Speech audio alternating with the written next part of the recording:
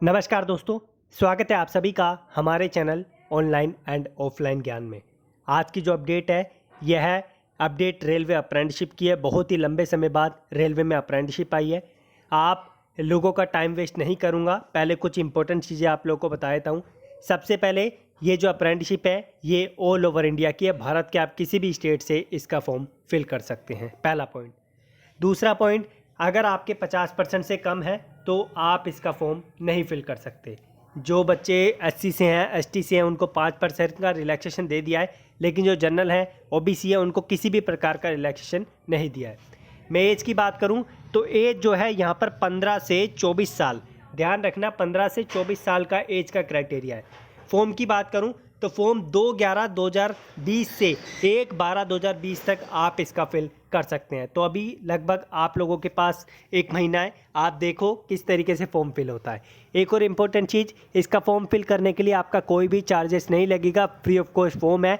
इसका form fill होगा जो हमारी अप्रेंटिसशिप पोर्टल है नया वाला, उस पर जाके आपको इस्टेब्लिशमेंट में इसका फॉर्म फिल करना पड़ेगा।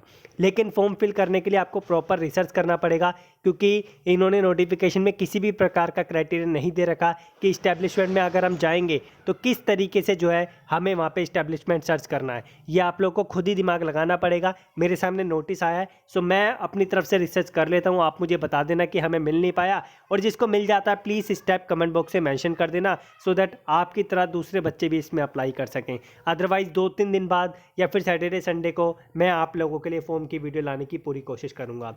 वैकेंसी 400 से ज़्यादा है। ट्रेड आप लोगों को मैं बता देता हूँ, ये ट्रेड अभी रिपीट करूँगा, लेकिन उससे पहले एक और ज़रूरी चीज़ जो मैंने आपको नहीं बताई, इसमें सिर्फ एनसीवीटी वाले बच्चे अप्लाई कर सकते हैं। मुझे ये चीज़ समझ नहीं आती यार, एक तो इतने लंबे समय बाद वैकेंसी आई है अप्रेंटिसशिप की, उसमें भी एससीवीटी वाले बच्चों को मौका नहीं दिया गया। अगर आप ऐसे ही कर रहे हैं तो एससीवीटी वाले बच्चों की अप्रेंटिसशिप बंद ही कर दो। मुझे पता है ये मोस्टली प्राइवेट इंस्टीट्यूट्स में होता है, क्योंकि वो स्टेट लेवल के होते हैं। प्राइवेट इंस्टीट्यूट में क्या होता है कि वो स्टेट लेवल का जो लाइसेंस होता है आईटीआई का, वो ले लेते हैं और बच्चों को एससीवीटी के बेस पे अप्रेंटिसशिप देते हैं। तो आप पहले देख लिया करो, मैं आप लोगों को पहले भी रिपीट कर चुका हूँ। अगर आपको अप्रेंटिसशिप करनी है तो आपका मेनली फोकस होना चाहिए एनसीवीटी पर, अगर आपको दूसरे एरिया में जाके नौकरी या फिर अप्रेंटिसशिप करनी है, क्योंकि एनसीवीटी वाले बच्चों को एज़ कम्पेयर टू एससीवीटी ज़्यादा चांस दिया जाता है डिफरेंट डिपार्टमेंट्स में। सो अप टू यू है, आपको लर्निंग पर्पज से अप्रेंटिसशिप करनी है, नौकरी पर्पज से अप्रेंटिसशिप करनी है, जो जिस तरीके से करनी है तो उस तरीके से आप आईटीआई में एडमिशन लेते टाइम इन चीज़ों का ध्यान रख सकते हैं। अगर आपको सीआईटीएस करना है और आपने एससीवीटी से आईटीआई किया है तो आपको पता है अप्रेंटिसशिप करना जरूरी है, बिना उसके आपका जो है जो सीआईटीएस है उसमें एडमिशन नहीं हो पाएगा। ये चीज़ें इंपॉर्टेंट है, इनको बताना ज़रूरी होता है।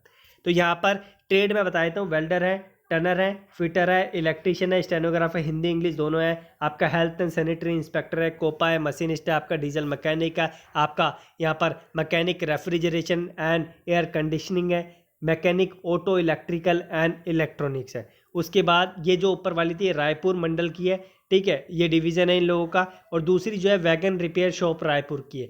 तो ये आप देख सकते हैं। अब बच्चे सोचेंगे हम तो दोनों में अप्लाई कर सकते हैं, नहीं भाई, दोनों में आप अप्लाई नहीं कर सकते, आप किसी एक में अप्लाई कर सकते हैं। अगर आपकी ट्रेड ऊपर वाले में मिल रही है, आप अकॉर्डिंगली अपनी लोकेशन देख के इसमें अप्लाई कर लो। एक और इम्पोर्टेंट चीज़, अगर आप सिलेक्ट होते हैं तो आप लोगों का जो सिलेक्शन का बाद का जो क्राइटेरिया होता है, मतलब जहाँ पे आपको पोस्टिंग दी जाएगी, वो आप लोगों की होगी रायपुर में। इस चीज़ का आप लोगों को ध्यान रखना पड़ेगा।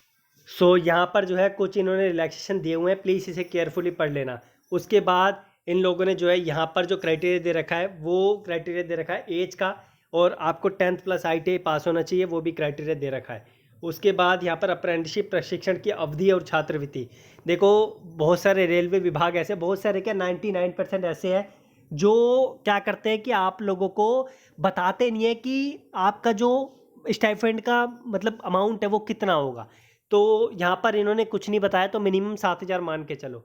उसके बाद यहाँ पर जो है आपकी 1 साल की अप्रेंटिसशिप है, और आगे जो है और भी ज़रूरी चीज़ें हैं, प्लीज़ रीड केयरफुली। ये इन्होंने अप्रेंटिसशिप की जो ऑफिशियल साइट है वो दे रखी है। वैसे मैं नोटिफिकेशन का लिंक आपको डिस्क्रिप्शन में दूंगा, उसकी चिंता आप लोग मत करो। ये कॉन्टैक्ट नंबर है, किसी भी तरीके की समस्या आती है तो इस पर कॉन्टैक्ट कर सकते हैं। आई डोंट थिंक कि लगेगा, लग जाता है तो आप अपने डाउट्स इनसे पूछ सकते हैं, ठीक है, मैंने मोस्टली चीज़ें क्लियर कर दी है। ये नोटिफिकेशन इंग्लिश में दे रखा है नीचे, जो मैंने आपको समझाया वो हिंदी में समझाया है। और किसी भी प्रकार की समस्या है कमेंट बॉक्स में मेंशन करो। And you have enough time to apply the form, तो जल्दबाजी मत करना, क्योंकि गड़बड़ होगी फिर दिक्कत होगी। फ्री फॉर्म है, गड़बड़ होगी तो जो है बाद में आप लोगों को बियर करने पड़ सकती है चीज़ें।